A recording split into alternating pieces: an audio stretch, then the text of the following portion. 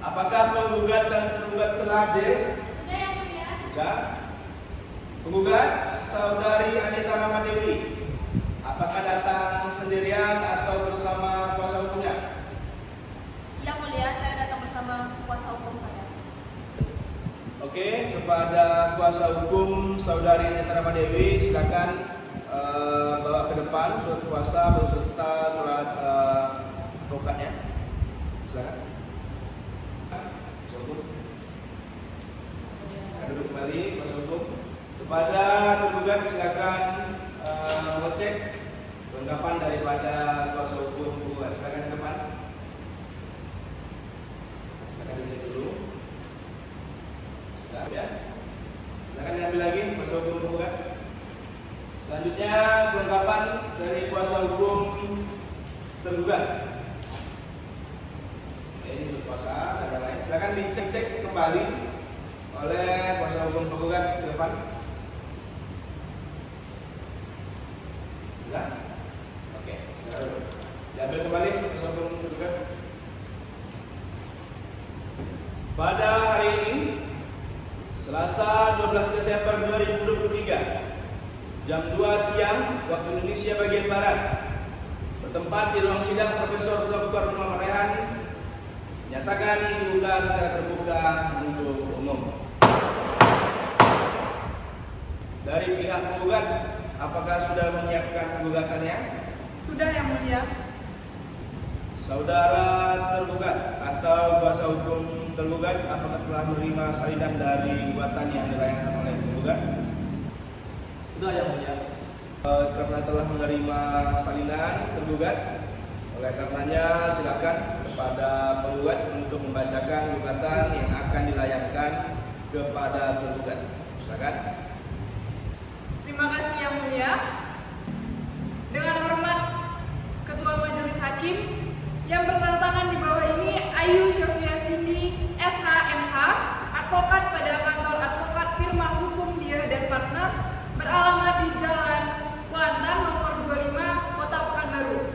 Berdasarkan surat kuasa khusus nomor 09/SK/2023 pada tanggal 12 September 2023, bertindak untuk dan atas nama klien kami, Anita Rahmadewi, berumur 21 tahun, pekerjaan pengusaha agama Islam, alamat Jalan Jenderal Ahmad Yani nomor 5, Pekanbaru.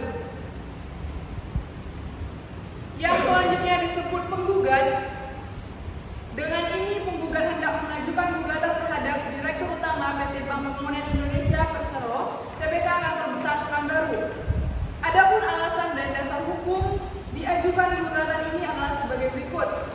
Kasus posisi gugatan bahwa yang menjadi objek gugatan adalah sengketa tanah yang dimiliki oleh Anita Rahmadewi selaku penggugat yang dijual secara tidak sah oleh tergugat, tentang kompetensi absolut dan relatif Pengadilan Negeri Pekanbaru. Berdasarkan pasal 142 RBG, apabila objek gugatan adalah tanah, maka gugatan selalu dapat diajukan kepada Pengadilan Negeri di mana tanah itu terletak. Mengingat letak objek gugatan tanah dalam perkara ini terletak di Pekanbaru, maka Pengadilan Negeri Pekanbaru berwenang mengadili, memeriksa, dan memutus perkara ini sesuai dengan atas forum resite. Kompetensi relatif diatur pada pasal 118 HIR Jo, pasal 120 HIR Jo, pasal 142 RBG Jo, pasal 144 RBG untuk perkara perdata. Tuntutan yang diajukan oleh tergugat harus diajukan di mana tempat orang yang akan dituntut tersebut tinggal atau diajukan di pengadilan tempat salah seorang tergugat bertempat tinggal. Jika tergugat terdiri lebih dari satu orang, namun tergugat satu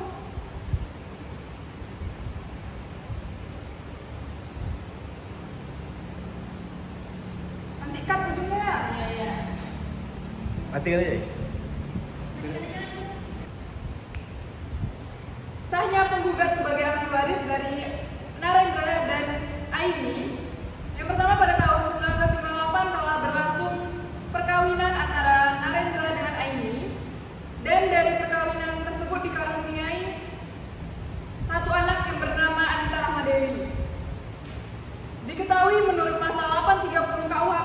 berkata bahwa harta waris baru terbuka atau dapat diwariskan kepada pihak lain apabila terjadinya suatu kematian.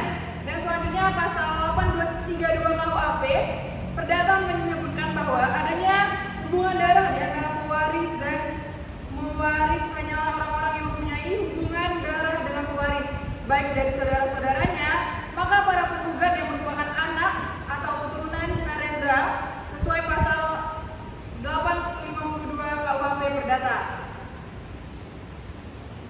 Semasa hidupnya, Narendra penggugat memiliki sebidang tanah perkarangan berukuran panjang 45 meter dan lebar 50 meter. Atas tanah perkarangan tersebut pada mulanya hanya terdapat 1 unit bangunan rumah permanen, namun pada tahun 2003 tergugat membangun 1 unit bangunan rumah permanen. Selanjutnya bidang tanah yang dimiliki 2 unit bangunan rumah permanen tersebut terletak di Jalan Raya Nanggola, Kota Pekanbaru dengan batas-batas sebagai berikut. Yang pertama, sebelah utara dengan Jalan Raya Nanggola. Yang kedua, sebelah selatan dahulu dengan tanah keluarga Hasan Ladjo, sekarang keluarga Rauf Sabaha. Yang ketiga, sebelah timur dahulu dengan lapangan tenis pemerintah daerah, sekarang dengan Jalan Setapak. Yang keempat yaitu sebelah barat dahulu dengan kebun kelapa milik NJDW Ganga, sekarang Masjid Al-Hima. Untuk selanjutnya disebut objek sengketa, maka atas penjelasan yang disebutkan penggugat, jelaslah bahwa penggugat merupakan ahli waris atas objek tanah dari Narendra.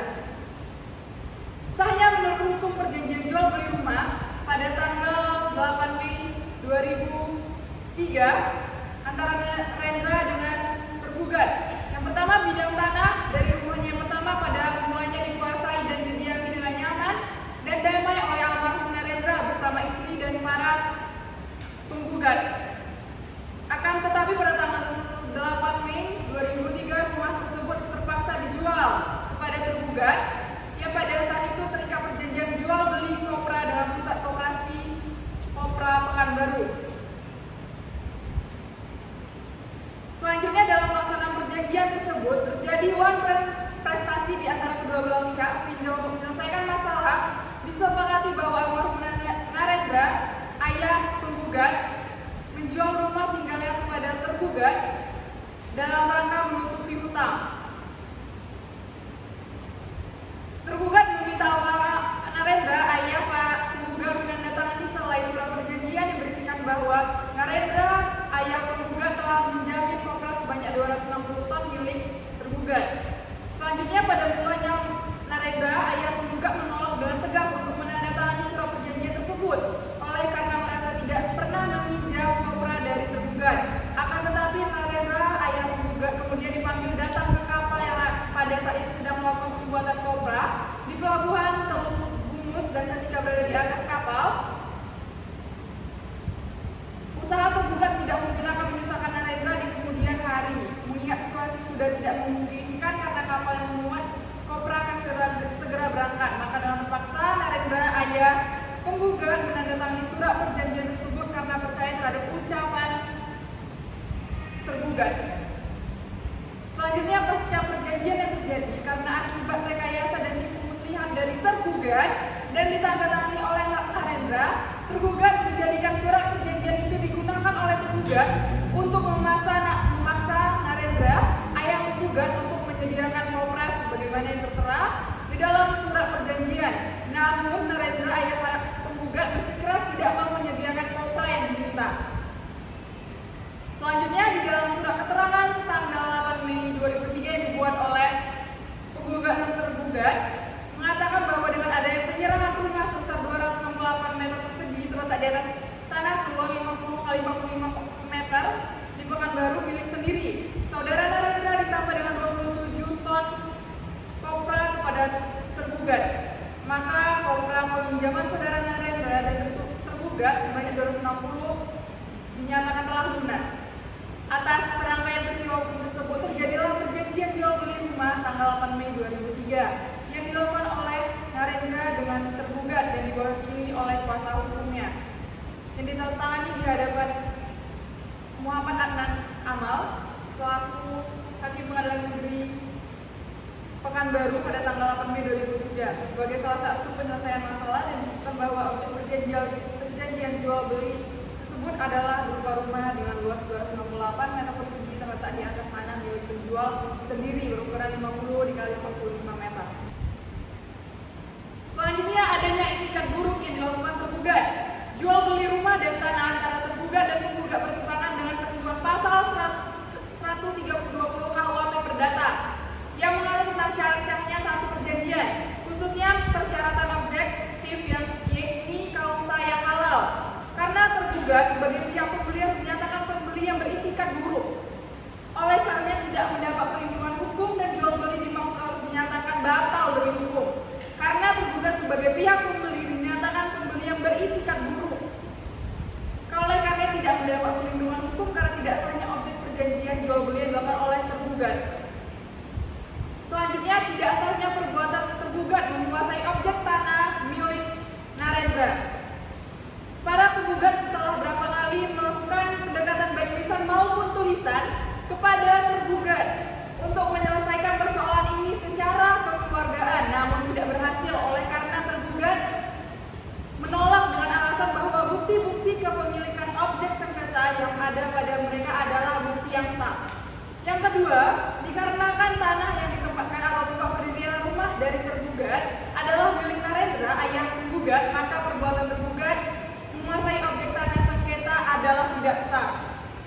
Selanjutnya, kerugian penggugat atas tanah yang digunakan oleh tergugat. Yang pertama, akibat dari perbuatan tergugat tersebut, maka penggugat merasa sangat dirugikan oleh karena tidak bisa menempati dan menikmati objek sengketa. Padahal yang dijual oleh Narendra, ayah penggugat, kepada tergugat hanyalah rumah dengan luas 268 meter persegi tidak termasuk bidang tanah. Yang kedua, mengingat rumah yang ditempati tergugat berdiri di atas bidang tanah milik para penggugat, maka dalam adil jika tergugat dihukum untuk membayar harga sewa tanah yang ditempatinya sejak tahun 2003 sampai dengan saat ini, yaitu ditaksir sebagai 43 tahun dikali 25.000 dikali 325% kenaikan nilai uang sama dengan 349.375.000 rupiah. Tidak sahnya sertifikat hak milik pengganti nomor 35 tanggal 30 Januari atas nama tergugat yang dikeluarkan oleh tergugat. Yang pertama, tergugat tidak cermat dan teliti dalam memproses dan menerbitkan surat hak milik baik nomor M35 tanggal 30 Juni 2004 maupun SHM pengganti. Yang kedua, perbuatan tergugat tersebut telah menyalahi peraturan pemerintah nomor 24 tahun 1997 yang mengatur tentang pendaftaran tanah. Sebab penerbitan SHM dimaksud tidak didasarkan pada bukti kepemilikan atau alas hak yang valid dan sah. Nanti ini dikat aja yang bagian itu ya, Pur. Petitum gugatan. Berdasarkan hal tersebut, penggugat memohon kepada majelis hakim yang memeriksa perkara untuk menjatuhkan putusan yang memuat hal-hal sebagai berikut. Dalam pokok perkara yang pertama, menyatakan tergugat salah demi hukum. Yang kedua, menerima dan mengabulkan gugatan penggugat secara keseluruhan. Yang ketiga, menyatakan bahwa Pengadilan Negeri Pekanbaru berwenang mengadili perkara ini. Yang keempat, menetapkan penggugat sebagai ahli waris dari Narendra dan Aini. Yang ketiga, menyatakan sah menurut hukum perjanjian jual beli rumah antara Narendra dengan tergugat. Yang keempat, menghukum tergugat untuk mengembalikan sisa harga jual beli rumah sebesar Rp409.951. Yang kelima, menyatakan sah menurut hukum penggugat adalah pemilik atas bidang tanah berukuran 45 meter dan lebar 50 meter yang terletak di Jalan Raya Nanggola, Pekanbaru. Yang keenam, menyatakan tidak sah menurut hukum perjanjian jual beli rumah serta tanah antara tergugat berdasarkan akte jual beli nomor 10 tanggal 13 November 2003, oleh karena itu harus dibatalkan. Yang ketujuh, menyatakan tergugat adalah pembeli beritikat buruk sehingga tidak mendapat perlindungan hukum. Yang kedelapan, menyatakan perbuatan tergugat menguasai tanah sengketa adalah tidak sah dan melanggar hukum. Yang kesembilan, ialah menghukum tergugat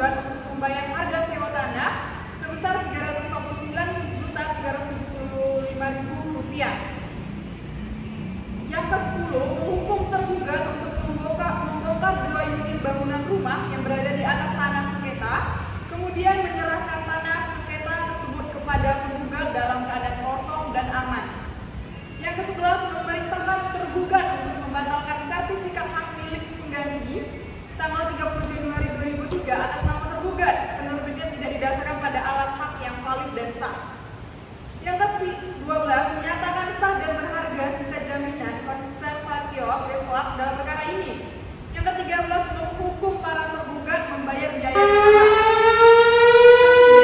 Apabila majelis hakim berpendapat lain, maka penggugat mohon untuk putusan yang seadil-adilnya terhadap penggugat. Hormat kami, kuasa hukum penggugat. Baiklah, penggugat, apakah gugatan dari penggugat ini ada tambahan atau revisi dan lain-lain? Silakan. Cukup yang mulia. Baik, apakah saudara tergugat telah mendengarkan gugatan yang dilayangkan oleh penggugat tadi? Sudah yang mulia.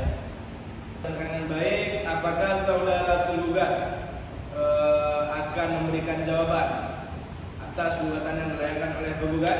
Iya yang mulia, kami akan memberikan jawaban atas gugatan yang diberikan oleh penggugat. Lantas, apakah jawaban itu sudah disiapkan kepada saudara tergugat? Belum yang mulia, kami akan memberikan jawaban atas gugatan dari penggugat. Oleh karena itu kami meminta waktu selama 3 hari. Oke, 3 hari ya. Apakah saudara penggugat bersepakat dengan tergugat atas 3 hari jawabannya? Sepakat yang mulia. Oke, karena sudah adanya kesepakatan antara dua belah pihak, oleh karenanya terhitung mulai hari ini dan ke depan 3 hari ke depan sidang akan kita mulai lagi dengan jawaban dari tergugat atas gugatan penggugat. Dan oleh karena itu sidang hari ini akan kita tutup, alhamdulillah, dan semoga nanti bisa membersamai antara penggugat dan penggugat ya. Sidang resmi saya tutup pada hari ini.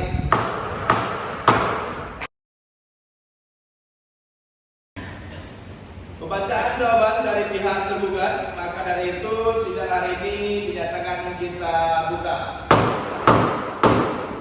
Sebelum kita lanjut terhadap jawaban dari tergugat, apakah saudara penggugat dan tergugat ada perkembangan tentang perdamaian dari kedua belah pihak?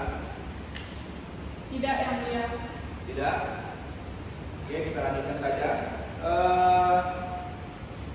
Tergugat, apakah saudara tergugat telah menyiapkan jawaban atas gugatan yang dilayangkan oleh penggugat? Sudah yang mulia. Sudah? Oke, silakan tergugat maju ke depan memberikan kesayangannya. Ya. Karena kuasa hukum dari penggugat telah menerima, kuasa hukum penggugat telah menerima salinan. Sudah yang mulia. Sudah. Kepada kuasa hukum tergugat, silakan membacakan jawaban atas gugatan yang dilayangkan oleh penggugat. Silakan. Terima kasih yang mulia, dengan hormat Majelis Hakim. Yang utama kami di luar ini dengan Resya Ismail Al yang merupakan penasihat hukum Justice Labour berkedudukan di daerah Sudirman, Universitas Kota Pekanbaru, selaku kuasa hukum tergugat berdasarkan kuasa hukum khusus nomor 10 garis SK garis miring 2023 garis miring TN Kota Pekanbaru pada tanggal 13 Desember 2023 yang bertindak untuk dan atas nama penggugat. Dalam hal ini tergugat setelah mempelajari gugatan dari para penggugat, maka dengan ini tergugat memberikan jawaban atas gugatan hak aku. 1. Dalam eksepsi, Majelis Hakim yang terhormat, setelah membaca dengan sama surat gugatan yang diajukan oleh penggugat dalam perkara ini, kuasa hukum tergugat berpendapat bahwa surat gugatan yang diajukan oleh para penggugat telah mengandung cacat formil berupa dalam belum mempunyai atau belum dalam berbagai hukum seperti yang dijelaskan di bawah ini. A. Gugatan didasari oleh persangkaan. 1. Undang-undang yang menentukan persangkaan eksepsi tentang kompetensi absolut.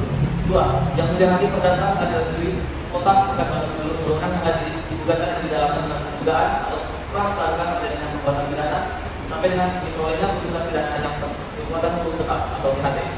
3. KUH Perdata Tahun 4 yang mengatur tegas bahwa suatu persangkaan harus dibuktikan terlebih dahulu melalui putusan yang berkekuatan hukum tetap atau PHT. B. Gugatan penggugat salah paham. Yang pertama, para penggugat dalam posisi gugatan poin 10 angka 1 menyatakan bahwa tergugat tidak cermat dan ini dalam proses dari penyidikan SHRI nomor N35 tanggal 30 Juni 1971 maupun SHR ganti nomor N35 tanggal 30 Januari 1991 atas nama tergugat.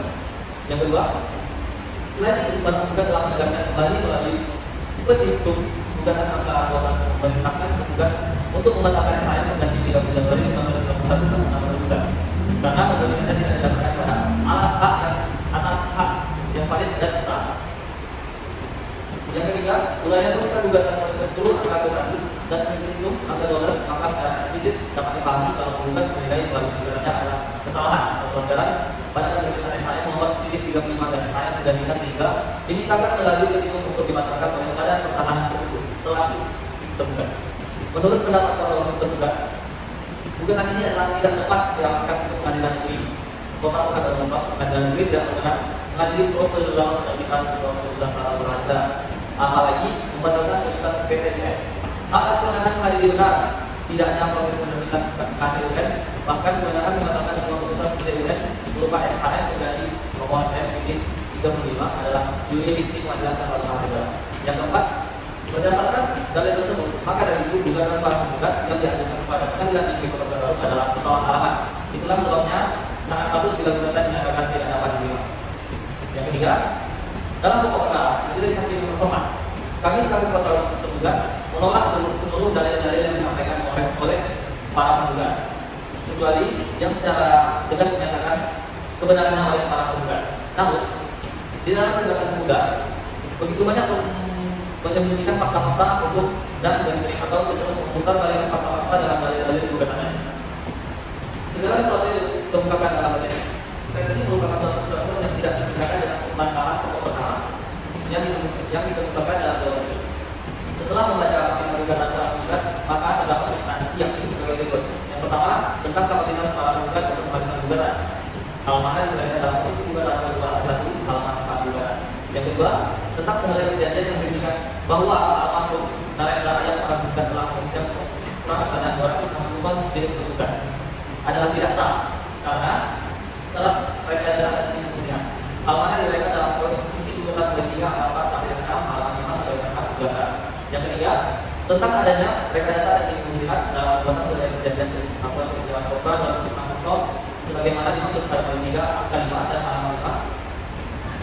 Gugatan adalah ini adanya itikat dulu bagi para penggugat untuk menghindari kebenaran bahwa itu melihat hanya para penggugat adalah rumah beserta pertahanan dan rumah saja. Yang keempat, tentang jual beli yang dilakukan ayah para penggugat dengan penggugat hanyalah menyangkut konsep berupa rumah seluas 268 meter kubik dan tidak hanya menyangkut tanah lebarnya 50 meter 5 yang diuraikan dalam usia gugatan pada ketiga halaman 6. Bila ada rumah seluas 268 meter kubik tahun 1968 yang besar 4 juta rupiah dikalikan dengan perkiraan kenaikan nilai uang dengan patokan harga muka yang 380, maka perkiraan harganya adalah kisaran 1.520 juta rupiah. Atas dasar prediksi berikut sebagaimana dikasih jawaban angka tersebut, maka apakah masuk akal kalau harga rumah seluas 268 meter kubik saat ini mencapai 1.520 juta rupiah? Menurut memang kami jawabannya sangat tidak masuk akal, apalagi dari objek pajaknya saat ini hanya 700.000 per hektar, sehingga tidak benar kalau yang dibeli dengan harga 4 juta hanya untuk rumah, melainkan tanah seluas 45 meter dan rumah di atasnya seluas 268 meter per kubik. Atas dasar tersebut, maka penggugat memohon agar gugatan penggugat ditolak untuk seluruhnya. Berdasarkan dalil-dalil yang telah diuraikan di atas, maka penggugat memohon kepada yang hakim yang memeriksa, mengadili serta memutuskan perkara ini berkenan memutuskan perkara sebagai berikut. Yang pertama adalah eksepsi. 1. Menerima eksepsi tergugat. Yang kedua, menyatakan majelis hakim perdata belum dan atau tidak berwenang mengadili perkara ini karena terbukti terjadinya tindak pidana berdasarkan suatu keputusan pidana yang berkekuatan hukum tetap dan sering atau karena merupakan wewenang dan pengadilan tata usaha negara. Yang ketiga, menyatakan gugatan penggugat tidak dapat diterima. Lalu yang kedua adalah pokok perkara. Yang pertama, menolak gugatan seluruhnya. Yang kedua, menunggu penggugat kembali dari perkara ini. Atau apabila yang mulia majelis hakim yang memeriksa mengadili serta memutuskan perkara ini berpendapat lain, mohon keadilan yang seadil-adilnya. Hormat saya, kuasa hukum tergugat Rio Hariansyah SHM. Terima kasih. Sidang resmi saya tutup pada hari ini. Pada penggugat dan penggugat, silakan berdiri bersalaman kedua pihak. Lalu saya silakan salam kepada